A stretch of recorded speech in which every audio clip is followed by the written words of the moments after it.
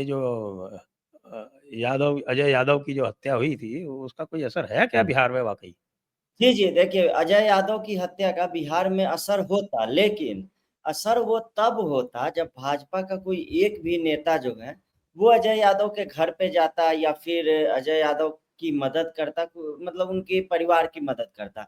लेकिन यहाँ हुआ क्या, इससे पहले कि भाजपा कुछ करती, राजद के ही 4-5 नेता, उसमें मुस्लिम नेता भी थे, स्थानीय 3 विधायक थे, और जिलाध्यक्ष थे, वो सब कोई अजय यादव के घर पे चले गए और उनकी फैमिली को एक तरीके से, वो कहते हैं ना, सेट कर लेना, ऐसा कुछ कर लिया, उनको वित्तीय मदद दे दी और वो सब कुछ कर दिया और इस मामले को बहुत कम समय में दबा दिया। तो ये दिखाता है कि बिहार में भाजपा के जो नेता हैं, एक तरफ तो वो सारे के सारे, प्रधानमंत्री की जो रैली हुई वो मेरे ही जिले में हुई, वो पूर्वी चंपारण के मोतिहारी में, तो हुँ। उसमें अपनी सारी ताकत झोंकने में लग गए और उसी जिले में एक तरफ जहाँ मेहसी, वहीं पे वो मोतिहारी और मुजफ्फरपुर के बीच में पड़ता है और बहुत ही मतलब एक तरीके से प्राइम इलाका है वो, और वहां पे कोई घटना हुई और वहां एक सांसद भी है जो 7 बार से जीत रहा है, और तब भी आप इस मामले को राष्ट्रीयकरण इसका नहीं कर पाए, तो फिर ये आपकी, ये मोदी की गलती नहीं है, ये अमित शाह की गलती नहीं है, ये आपकी गलती है, ये बिहार भाजपा यूनिट और उसके नेताओं की गलती है। क्योंकि इनको पहले करना क्या चाहिए था कि अजय यादव का जैसे ही मामला आया, ये इसको लेके आला कमान तक पहुंचाते, इस बात को उनको कहते कि प्रधानमंत्री ही वहां गए थे, ये प्रधानमंत्री की ही मीटिंग फिक्स कर देते वहां पर परिवार के साथ, या फिर परिवार को मिलवा देते, तो इससे बहुत बड़ा संदेश जाता। लेकिन राजद के नेता इसमें इनसे पहले आगे निकल गए और वहां जाके सब कुछ पहले से ही सेटिंग गेटिंग जो है वो कर ली।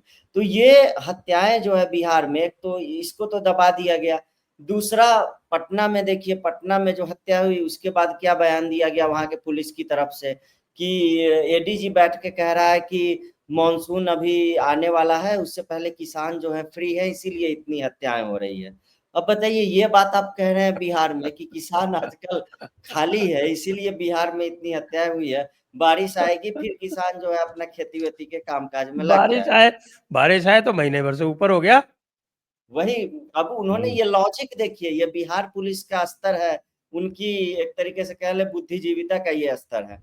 और आप ये भी देखिए कि अभी जो पटना में घुस के हॉस्पिटल में और वो जो हत्याकांड हुआ है एकदम गैंग्स ऑफ वासेपुर स्टाइल में, और वो पांचों के पांचों जो हत्यारे हैं वो, उन्होंने इसकी भी जहमत नहीं उठाई कि अपने चेहरे को मास्क से ढक लें या गमछे से ढक लें, बिहार का मास्क तो गमछा ही है।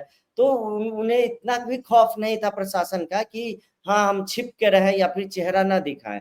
और उनमें से एक भी हत्यारा अभी तक पकड़ा नहीं जा चुका है। 3-4 दिन हो गए उस हत्याकांड के, अब तक कुछ भी क्लू बिहार पुलिस को नहीं मिल पाया है। और बगल में पश्चिम बंगाल है, पश्चिम बंगाल में अपराध इतना बढ़ा हुआ है, ये हत्यारे भी जाके कोलकाता छिप गए हैं, कोलकाता से भी लोग कुछ गिरफ्तार हुए हैं जिन्होंने इन्हें शेल्टर दिया था। तो बंगाल में जो कानून व्यवस्था बिगड़ी हुई है उसका असर जो है बिहार में भी दिखना शुरू हो गया है, क्योंकि अपराधी यहाँ अपराध करते हैं और बंगाल में जाके जो है वो छिप जाते हैं। तो ये कंट्रोल करना पड़ेगा कानून व्यवस्था को लेकर या फिर हिंदुत्व के मुद्दों को लेकर, भाजपा की स्थानीय यूनिट इतनी सुस्त क्यों नजर आ रही है, इसको देखना पड़ेगा।